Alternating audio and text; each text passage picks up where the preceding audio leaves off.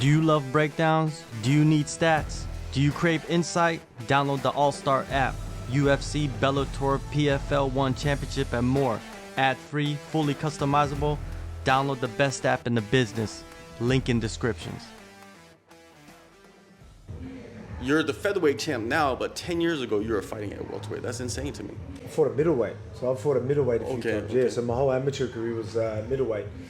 But yeah, I fought at welterweight a few times. I've won titles at welterweight. I fought top guys. So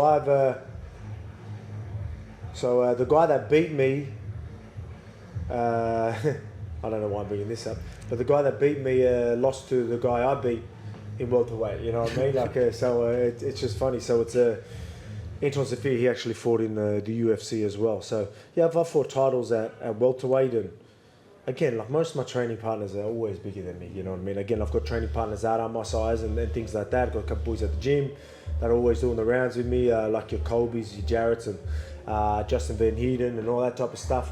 But again, a lot of times we get people in, they're usually bigger. When I travel and go to a place like this, you're training with your Mairbecks and you know the twins there and all that. So bigger guys, I'm used to the bigger guys.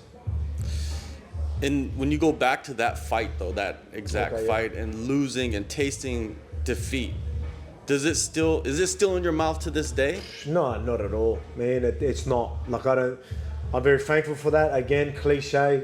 You know, you learn a lot from them. There was a lot of things that we worked on straight after that, because that was when I was a wrestler, but didn't do much grappling.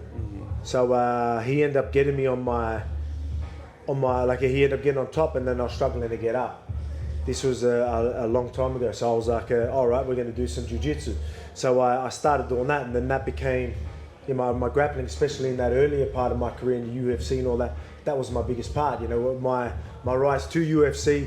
Everyone knew me as a wrestler grappler, with obviously big puncher as well. But that was because of that loss. I went from being just a wrestler with an overhand right that was just knocking everyone out, to a guy that you know, I end up losing him, but I've got to work on jiu-jitsu. So I just worked jiu-jitsu, did jiu-jitsu comps and everything, and then all of a sudden I was a grappler. So I was a grappler most of my career, and then since the Chad Mendes, or maybe just before that, all of a sudden I was a striker. People forgot about my wrestling, grappling. Yeah, so there you go. So people just, that's how well-rounded I am. They see fights and they think I'm just a grappler. They see other fights, they think I'm just a striker.